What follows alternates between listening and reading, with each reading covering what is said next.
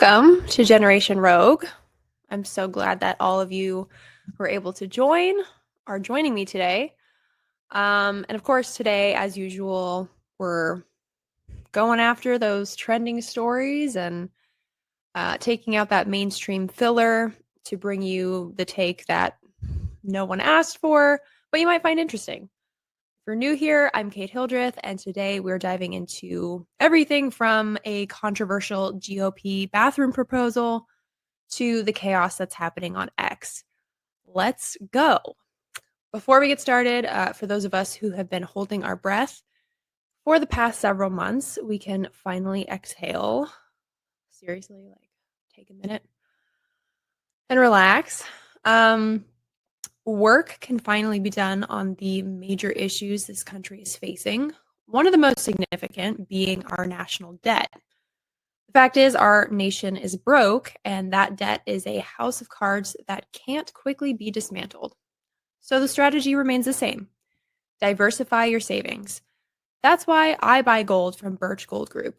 So many things are out of our control, out of our president's control, so it's really important to have a safe haven for your savings. Birch Gold Group, my gold company, will help you convert an IRA or 401k into an IRA in physical gold. The best news, it doesn't cost you a penny out of pocket. Text Daily Clout to 989898 to get your free info kit. Plus, right now through Black Friday, you'll receive a free 1-ounce Silver Eagle for every $5,000 purchased. Protect your savings with Birch Gold. Text Daily Clout to 989898 and claim your eligibility for free silver today. So first up, a bold and one might say controversial move by House Republicans. Others might just call it common sense. But this new proposal is to ban trans-identifying men from using female bathrooms on Capitol Hill. Fox News reports that this legislation has sparked fierce debate, with proponents citing privacy concerns, critics slamming it as discriminatory. What? So insane. This headline from Fox says, transgender women to be banned from Capitol Hill female bathrooms under new House GOP proposal.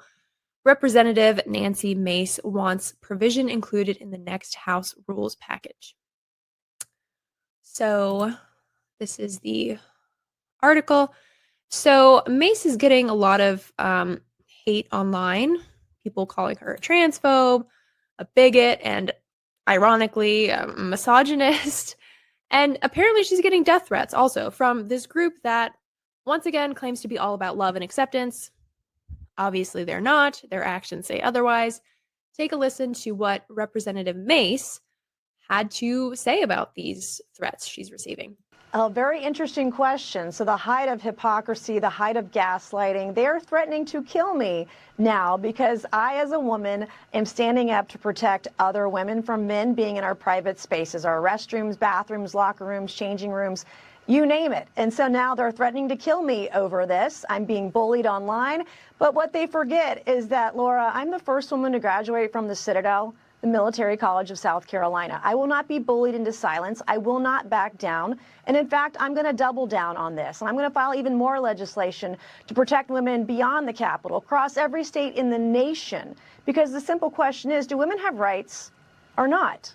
It's a very simple question. Now, Rep-elect Sarah McBride responded to your resolution saying this is a blatant attempt from far right-wing extremists to distract from the fact they have no real solutions to what Americans are facing.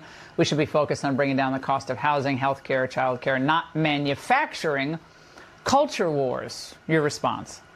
This is not manufactured. This is a person who's threatened to come into women's private spaces. And I'm a survivor of rape, sexual violence, and abuse. And I know how deeply vulnerable women are in places where we feel we have a right to privacy.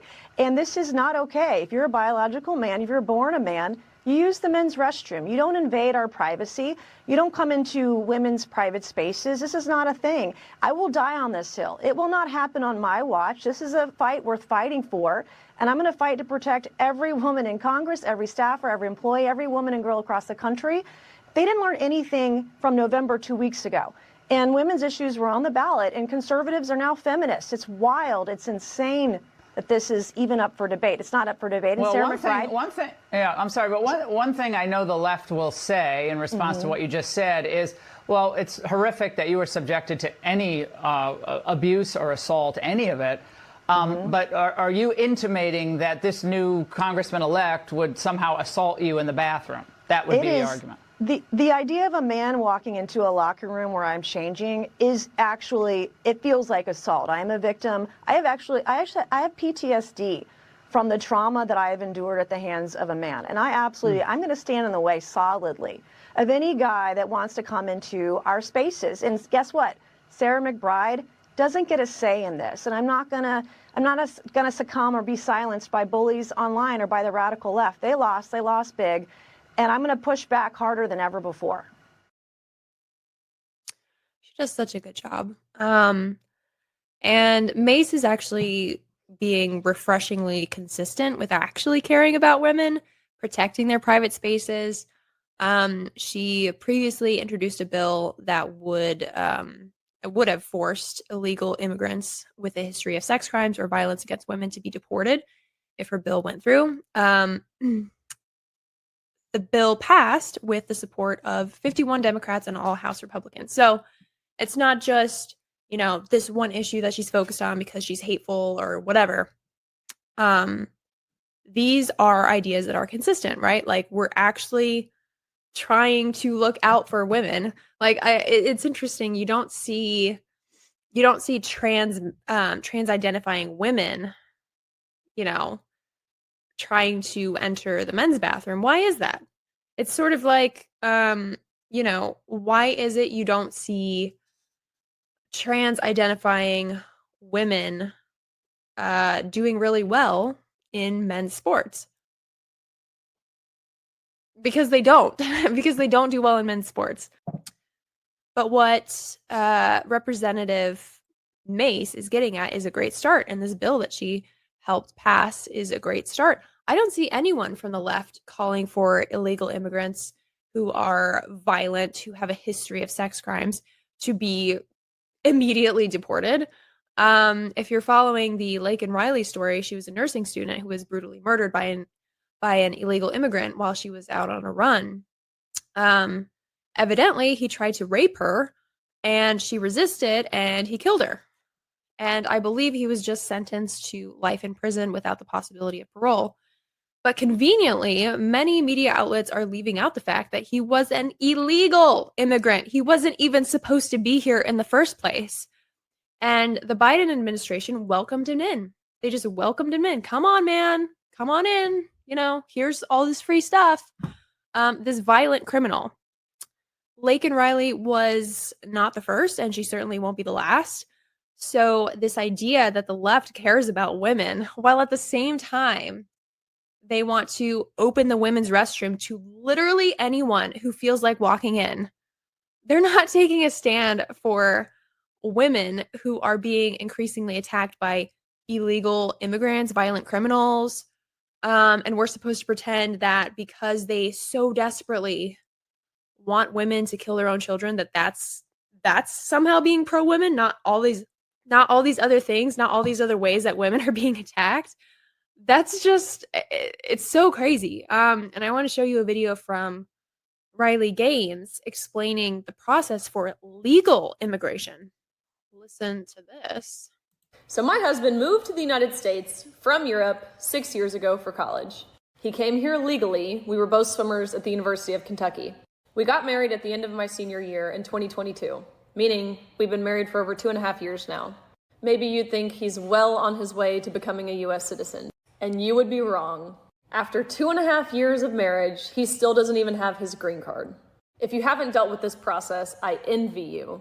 It requires so much in terms of application process, immigration lawyers, fees that you have to pay. Months and months and months went by before we heard from USCIS or Immigration Services, until finally we got this letter in the mail. I'm not going to include the whole letter because it contains personal information, but we got a request for evidence. The evidence that immigration was looking for was a completed vaccination record. And what vaccination did my husband not have? The COVID vaccination. Yes, you heard that right. In the year 2024, you have to have the under-researched, ineffective COVID vaccine to enter into this country legally. Notice I said legally, because our government does not require illegal immigrants to have the COVID vaccine. Like, really think about that. Think about how hard our government has made it for people migrating into this country legally in comparison with those who break the law. Because if you just walk across the southern border, you're given housing, you're given a driver's license, you're given money, and our government has never been able to answer basic questions about COVID and the vaccine. Like, if the mask work, why do we have to social distance? And if the 6-foot distance works, then why do we have to wear masks? And if both of those things work, then why the lockdowns? And if all three of those work, then why the vaccine? And if the vaccine was effective, then why the boosters? And why was COVID never bad enough to shut the southern border? But honestly, even still, it's a decision my husband would make 10 days out of 10. What good is a green card with compromised health? When this craziness inevitably ends, because it will, my husband will become a citizen and have a functioning immune system. So it's a win-win.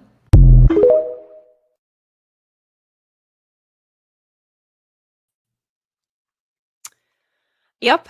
So actions speak louder than words. The only thing I would, of course, add to what Riley was saying is not only were the COVID vaccines not effective in preventing COVID or hospitalizations from COVID, they were very effective at injuring and maiming and killing people, which is what they were perhaps designed for in the first place.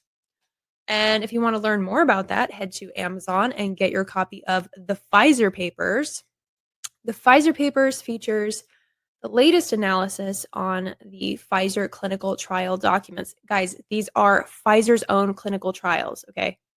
So Pfizer themselves are saying this is what we did during the clinical trials, and we're finding so many things wrong with the clinical trials. So many instances of lying and fraud. These 3,250 doctors, scientists, analysts have poured through Pfizer's documents, which were released under court order. And they are presenting their findings in the Pfizer papers. And so this is really important information. You can order it on Amazon using the link in the description, or just go to Amazon and search for the Pfizer papers. I know some people might have some beef with Amazon. There is a reason why we are asking you to order from Amazon. Ordering from Amazon helps us reach the bestsellers list, which in turn helps us make the biggest possible impact. So please go to Amazon, order the Pfizer papers, tell your friends and family about it, help us get this information out there far and wide. So back to what Riley was saying about immigration. She's right. They are making it harder for immigrants to enter legally and become citizens, and just handing out free stuff, free housing, free money to people entering illegally. And then those people entering illegally, many of them are criminals, allowed to just run amok and rape and murder. And still we hear this absurd narrative that they all just want a better life, that, we should be kind and welcome them because that's what the Bible says.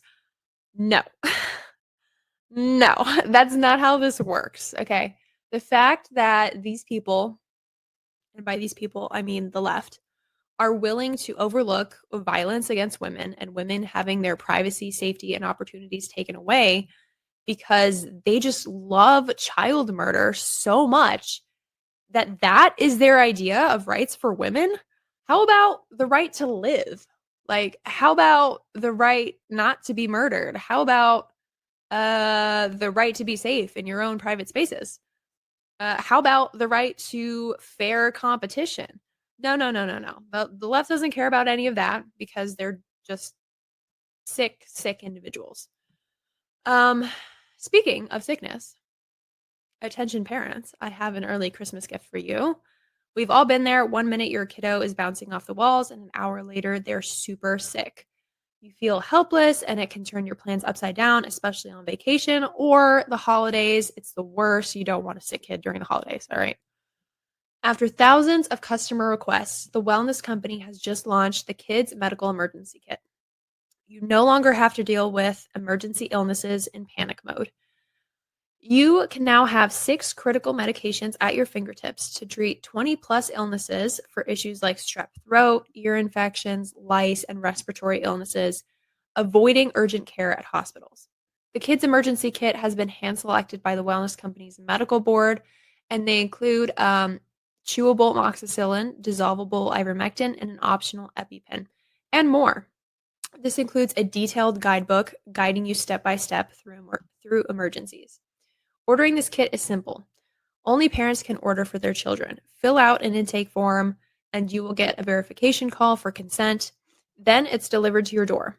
Don't wait until you're in the middle of a crisis and avoid late night urgent care runs.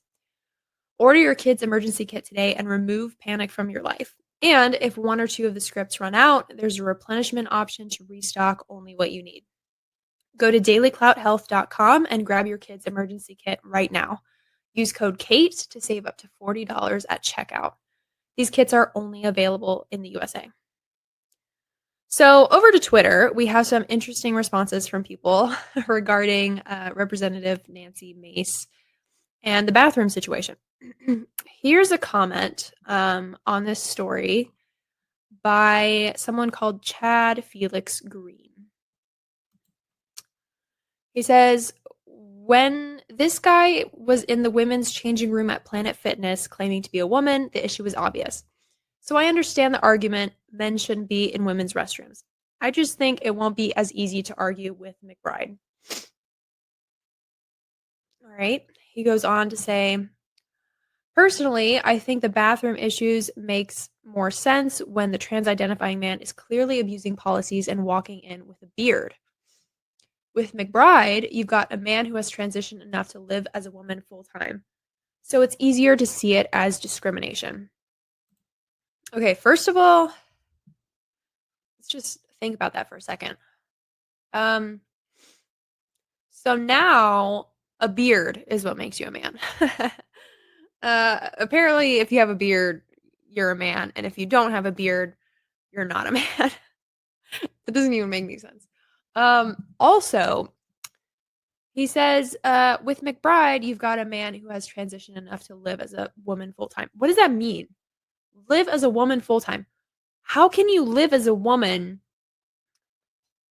if you've never been one? How can you... I've never really understood this. How can you feel as though you're a woman and live as a woman if you don't know what it feels like because you've never been one and you can never be one. If you're a man, you can't be a woman, okay? So this idea that you can feel as though you are a woman and that makes you a woman, it doesn't really make any sense because you don't know what it feels like to be a woman. Sorry. But this guy really isn't making much sense at all. And so this living as a woman, it kind of just, I think it kind of just reinforces this kind of stereotype of woman. It's like, oh, well, what is a woman? It's someone who wears a dress. It's someone who has long hair. It's someone who wears makeup. Well, not all women do those things. You're kind of reducing womanhood to appearance, which is pretty insulting. And it's not the acceptance, it's not the acceptable kind of nice idea that you think it is. It's very insulting to reduce womanhood to looks, and to kind of just reinforce stereotypes of like, oh, well, that's being a woman because it's feminine. Okay. I really don't understand a lot of this. Now, apparently, Sarah McBride, this congressman, has agreed to use the men's bathroom at Capitol Hill. So I hope that that's the case. Or better yet, I still don't understand why there isn't a third option. I don't understand why that's so difficult. We have family bathrooms in a lot of places. Why not just put in a unisex bathroom everywhere. Like, it's not that much money if this is such a concern of the left. Um, and, it's also a concern of the right now that apparently men are, in a lot of cases, allowed in the women's restroom because they feel like it. And, it makes sense to me that people with gender dysphoria would also maybe want a little more privacy in the bathroom. That doesn't mean it has to be at the expense of women, though. In fact, it shouldn't be. It seems to me that um, it's like there is often intentionally no third bathroom, intentionally because the people in charge just think women will comply because they're too nice and they don't want to be confrontational. Again, very insulting.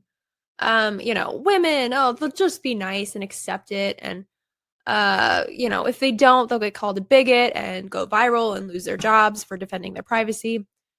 And that's why I'm so glad we have people like Nancy Mace being so loud about this. We need more of that.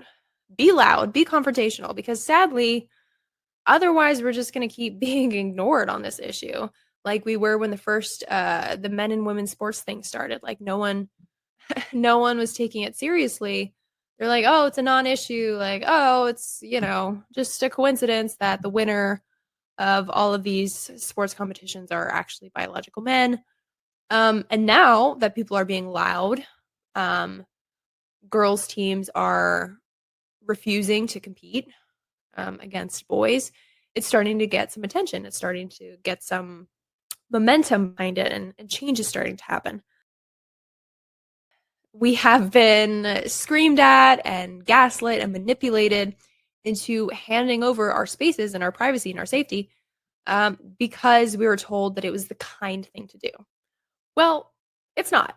It's not kind to allow your fellow women to be in danger and just tell them to deal with it. It's not kind to allow predators to walk freely in women's spaces. It's not kind to rip sports titles and opportunities away from deserving women and girls. That doesn't sound like kindness to me. And guess what? We're tired of being ignored and brushed to the side and expected to just shut up and be okay with it. And you know what else should not be ignored? Your health and mobility. Discover Native Path Collagen, a collagen formula that is scientifically backed to increase bone mineral density, accelerate tissue recovery, reduce wrinkles, enhance hair thickness, and strengthen weak or damaged nails. Who wouldn't want more collagen with all these benefits?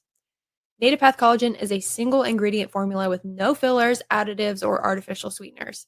Plus, it's third-party tested for heavy metals, ensuring purity and safety. Completely flavorless, Native Path Collagen can be added to anything: coffee, smoothies, oatmeal, you name it. Its peptide formula makes it more bioavailable, meaning it's absorbed more easily and mixes perfectly without clumping. And the best part, Native Path offers amazing bundle deals. You'll get 3 or 6 packs at a fraction of the price of other brands. With over 4 million jars sold, 1 million happy customers, 8,000 5-star reviews, and a 365-day no-risk guarantee, Native Path is a trusted choice. Right now, when you visit getnativepath.com/dailyclout, you can stock up on Native Path Collagen for up to an incredible 45% off today, plus free shipping. Every order comes with that 365-day money-back guarantee, so you can try it risk-free today. Visit getnativepath.com/dailyclout and start your transformation today. So, onto perhaps a lighter subject in the pop culture world. You're probably familiar with J.K. Rowling, the author of Harry Potter, and how much backlash she has had in recent years. Speaking about the subject that we are discussing today, men and women's spaces in sports, and how you see yourself cannot and does not change your biological sex. End of story. So if you weren't aware already, HBO is apparently doing a series based on Rowling's books because because they can't come up with any new ideas themselves, so they have to redo things. And shockingly, and I do mean shockingly, like not in our sarcastic way, like actually, I'm shocked. HBO seems to be open to having J.K. Rowling be involved in the series, in the development of the series. Now, I'm wondering if J.K. Rowling will want to be involved after the way that she's been treated, in Hollywood and in mainstream media. But who knows? I mean, they're her books. She'd probably want to have some say, be involved in some capacity because, they're important to her. Point is, HBO appears to have forgotten or at least put aside J.K. Rowling's quote-unquote reputation for this new project. This is an article from Variety. It says, HBO says Harry Potter series will, quote, benefit from J.K. Rowling's involvement. She, quote, has the right to express her personal views. Very interesting. So this says, when J.K. Rowling first went public in June 2020 about her belief that transgender women are men, her belief, that's kind of funny, and transgender men are women, many of the stars of Harry Potter and Fantastic Beasts movies, including Daniel Radcliffe, who plays Harry Potter, Emma Watson, who plays Hermione Granger, Rupert Grint, who plays Ronald Weasley, and Eddie Redmayne, who plays, I think his name is Newt. He's in Fantastic Beasts.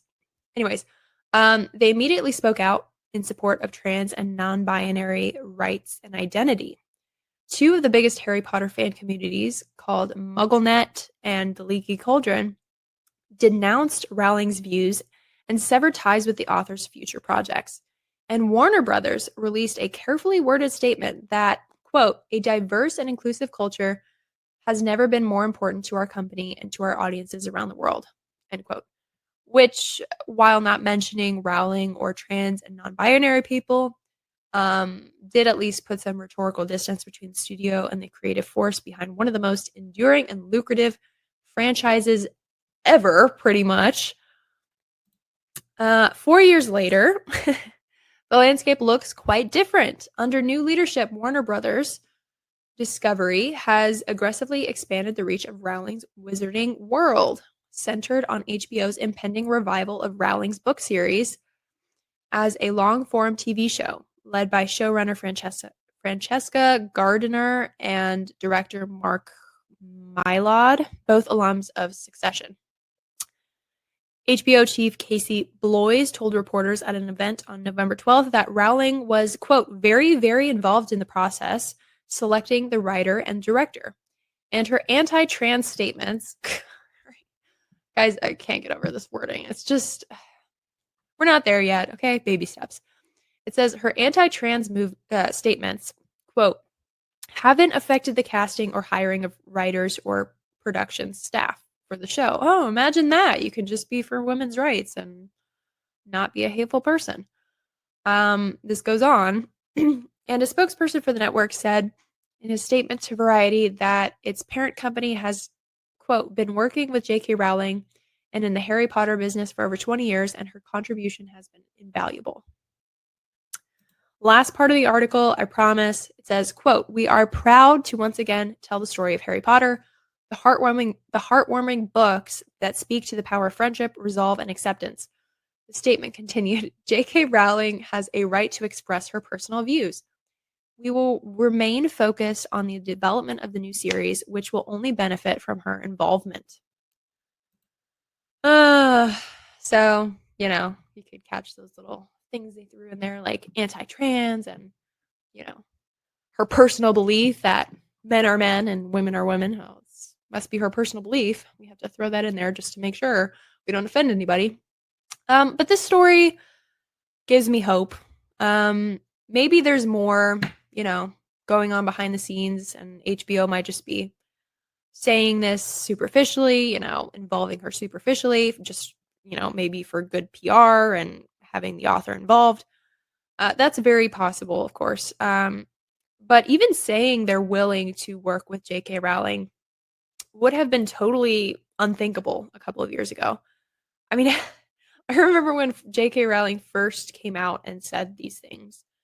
Um, Everyone was so upset at her that if you, it was so weird. It was like if you said you liked Harry Potter, you had to immediately follow that up with how you think that J.K. Rowling is a bigot, or else you're the bigot, right? Because how could you like Harry Potter and now not denounce its author?